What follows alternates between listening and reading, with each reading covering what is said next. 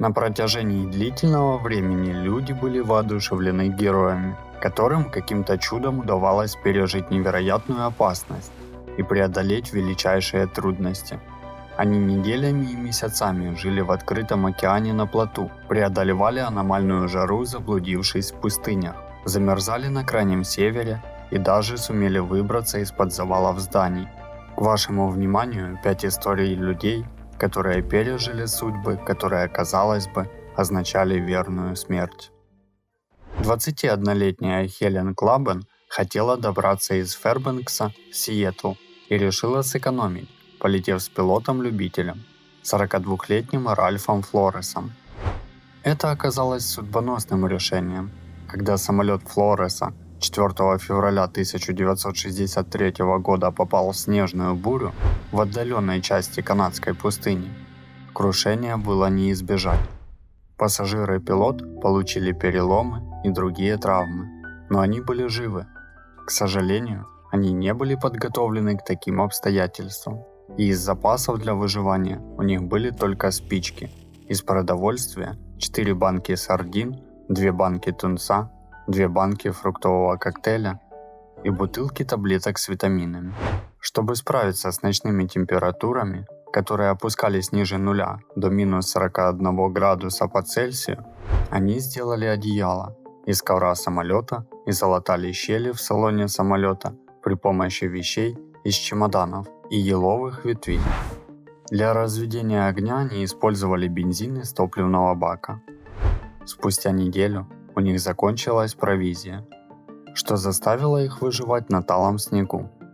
Вода на завтрак, вода на обед и вода на ужин. Как Клабен позже расскажет журналу «Жизнь», к счастью, и пассажир и пилот имели лишний вес и могли выживать без жира еще 49 дней, пока бригада спасателей смогла их обнаружить.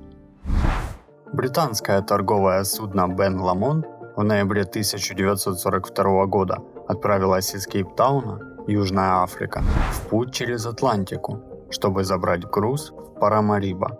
Но когда корабль был на расстоянии в 1207 километров от побережья Южной Африки, он был торпедирован немецкой подводной лодкой и затонул. Единственным, кто выжил, был 24-летний китайский моряк по имени Пун Лим, который прыгнул за борт. С трудом всплывая на поверхность, Лиму удалось найти один из корабельных плотов. И еще большим чудом он нашел в плавающих обломках бочку с питьевой водой и несколько банок с едой. Он собрал примитивные рыболовные снасти, чтобы поймать больше еды.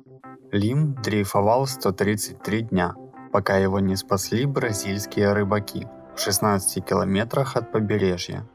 Местная газета писала, что Лимпун сильно обгорел на солнце и похудел на 14 килограмм, но в остальном имел хорошее здоровье, за исключением расстройства желудка, который был результатом употребления сырой рыбы.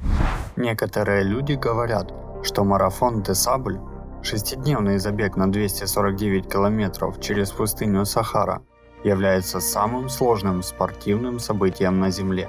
Это потому, что вам нужно не только бежать как можно быстрее, выдерживая ужасную жару и сияние солнца, но и вероятность заблудиться в одном из самых опасных мест на планете. В 1944 году 39-летний итальянский пятиборец по имени Мауро Проспери обнаружил, насколько опасным есть эти соревнования. После 8-часовой песчаной бури он был вынужден спрятаться на ночь, а на следующее утро он проснулся и обнаружил, что заблудился в пустыне. При этом у него осталось всего полбутылки воды. Для того, чтобы выжить, он начал пить собственную мочу. Спустя 2 дня он набрел на заброшенную мусульманскую святыню, где заметил нескольких летучих мышей, которые собрались в кучу. Проспери схватил сразу несколько и отрубил им головы ножом, после чего высосал их внутренности, чтобы выпить их кровь и утомить жажду. За все время он сделал свой вампирский акт на 20 летучих мышах. Когда прошло еще 3 дня без каких-либо признаков спасения, он разрезал себе запястье и ждал смерти. Но его кровь настолько загустела из-за обезвоживания, что не могла вытекать. Проспери воспринял это как знак, и он должен продолжать жить. Покинув святыню, на 8-й день он нашел оазис и наконец-то напился воды. На следующее утро он увидел нескольких пастухов, которые вызвали спасателей. В мае 2000 года 20-летняя хирург-ортопед Анна Бегенхольм каталась на лыжах знакомой трассой вблизи Нарвика, Норвегия. В один момент она потеряла равновесие на овраге, падая головой вперед в ледяную реку. Ее голова и тело застряли под толстым слоем льда, но ей удалось найти воздушный карман, чтобы она могла дышать. После 40-минутных безуспешных попыток освободиться, изможденная лыжница пережила гипотермию.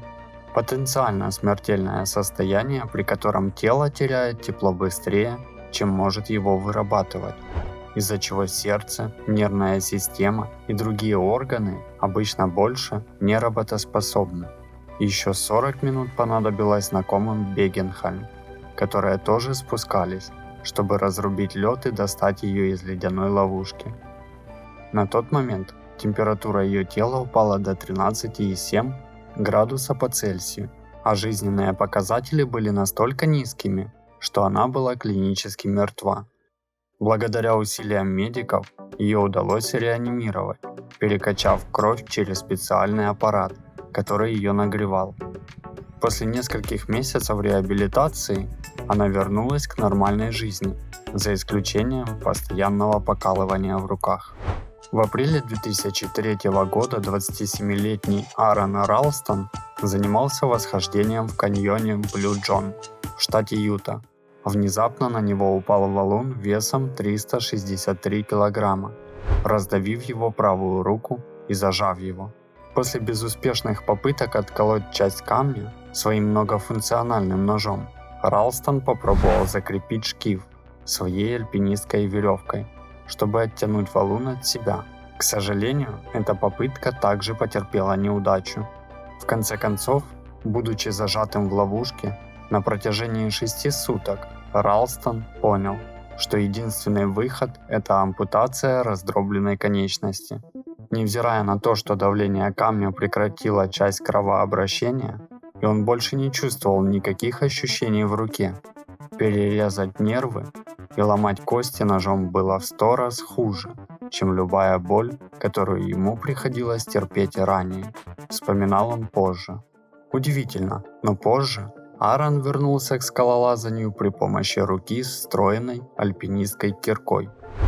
Какие бы трудности ни стояли у вас на пути, вы обязательно сможете их преодолеть. Желаю вам успехов и никогда не попадать в подобные ситуации. Спасибо за просмотр. До скорой встречи.